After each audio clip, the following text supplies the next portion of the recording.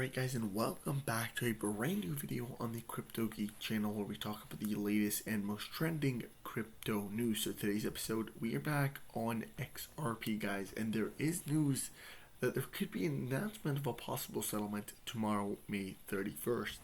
So guys, this is going to be a really exciting episode. Make sure you watch it until the end, and let's jump right into today's May 30th episode update. So obviously guys, XRP price did go down obviously into the 79 cents range, but a lot of analysis were predicting this already, and the expectation was it is going to drop and then we will see a very fast rebound, and we actually did see it happen. So as you guys can see, within only a few minutes we've seen this rebound come all the way from 79 cents to its current value, which is plus 8% up. So again, it is doing a pretty good rebound back, and we will see it, I believe, pump up and up and up. And this is where I kind of believe that once it passes a certain resistance point, then we will see it rally all the way back into the $1.50 range plus. That's not all guys, there is possibly a settlement between the SEC and Ripple on the 31st, and it's, as you guys can see here, it's by CoinChapter, and what it says is the settlement between the SEC versus Ripple will be announced on the 31st of May, says Lizard, which is Stefan Weehupper. I don't know if you know this guy, but he actually makes detailed predictions, estimates, in which he uses multiple things that come from, let's say, the lawsuit, in which he goes through all the documents, finds out key information, puts them together, and then based on all of that, he decides, and he has picked the 31st of May. He has picked it not the day before, or not a week before. This has been a date that he's mentioned,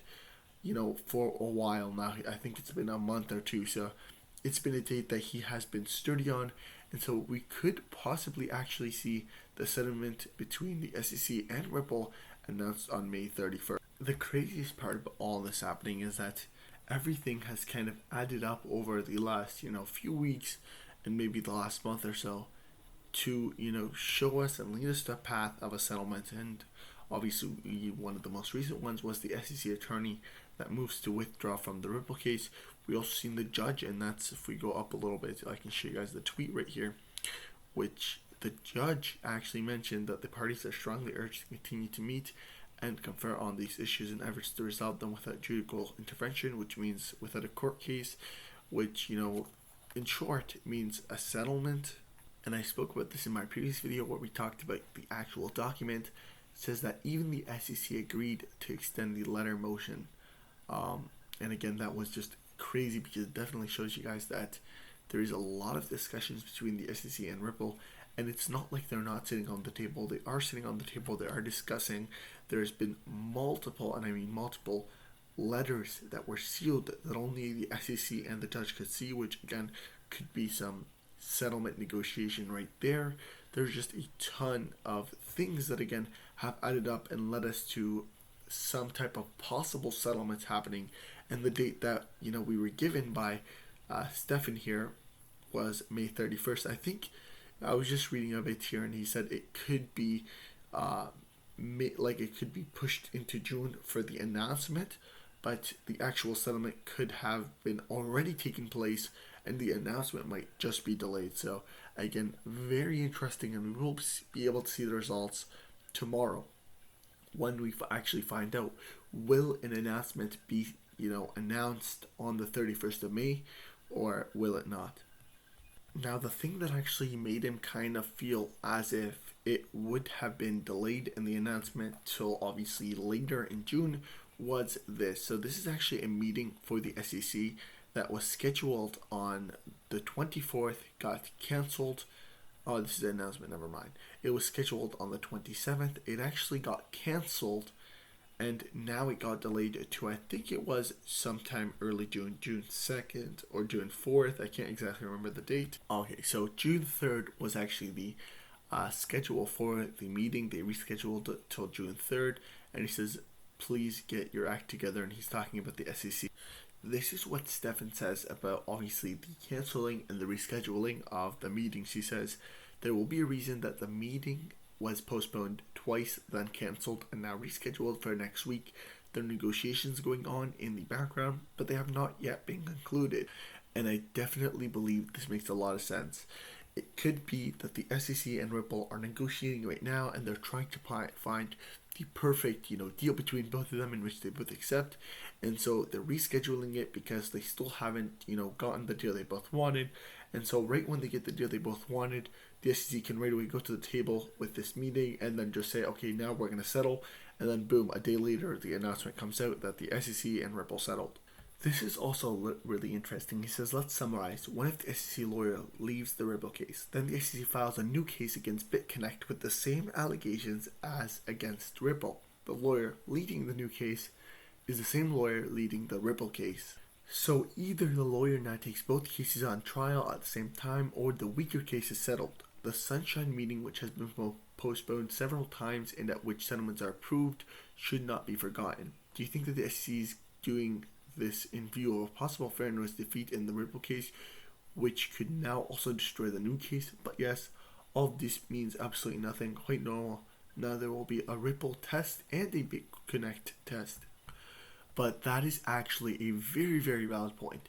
So right now the SEC and Ripple are going to go into, a fair notice, which basically means if Ripple wins that discovery hearing, then basically any case that uses or that's, accused of the same thing that Ripple's accused will not be able to continue their lawsuit, because they'll just refer back to, the Ripple case, and then they'll win their lawsuit using the Ripple case. So it does not make sense that, the SEC is going to put themselves in a position where they could actually lose both lawsuits.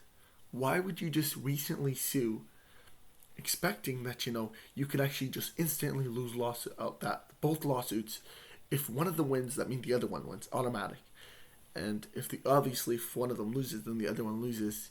Not automatic, but there's a higher chance. But again, this is a very risky thing that they're doing, and I don't believe that it's actually going to be, because it definitely looks like there's going to be a settlement. I believe exactly like the way Stefan believes, that there's probably going to be a SEC settlement, and once that's done, that way they can really push and refocus all of their attention to the BitConnect case and try and get something out of it, because right now they even know that they're losing in the Ripple case. So I do not believe that they'll continue.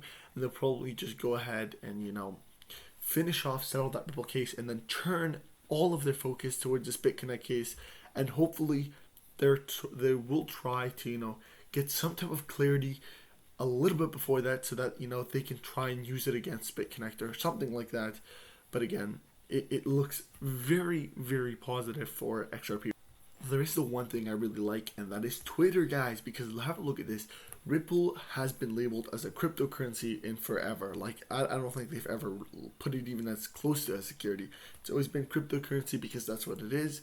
And, even the SEC talking about possibly being a security is not affecting Twitter. And this is why you guys should go ahead, drop a follow on my Twitter. The link is down below. Also, you guys can find my Twitter at CryptoGeek News on Twitter. So go ahead, drop me a follow where I update you guys on the latest news. But guys, there is so much news coming up for XRP, and I do believe we will see so much positivity for XRP. We will see the price pump up. It is already doing quite well, guys. I do believe we're going to see a rebound. It's going to fly. It's going to, take over. I do believe that it's going to be the number one cryptocurrency, and multiple other people believe it as well.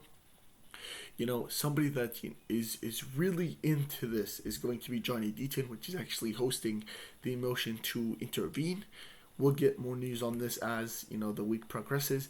And guys, if you do not know, there is 30,000 people that obviously signed a petition to go ahead and, send it to Gary Gensler to withdraw the SEC case from Ripple. And obviously it was sent to Gary Gensler's email, but the reply that we got was, Gary Gensler can't reply at this time since he's busy. So yeah, you guys have to try another way to contact him. So again, nothing really came out of it, and that was really, really disappointing. But this is another really exciting thing, and this is actually what I found. Look at this, guys. Did you guys actually see this? These are people that were trying to, protest type thing. Not really protest, but they went in front of the SEC building, and obviously raised up some XRP army flags, writing protect XRP, XRP for life. You know, a lot of things. XRP is not a security. Stop the war on XRP. Just really cool to have, you know, a very close community. And you guys can join the XRP army by liking the video, subscribing to my channel, and obviously commenting your thoughts down below. I really hope you guys did enjoy this video. If you want more XRP videos, again, hit that sub button, follow me on Twitter, and I'll see you guys next time.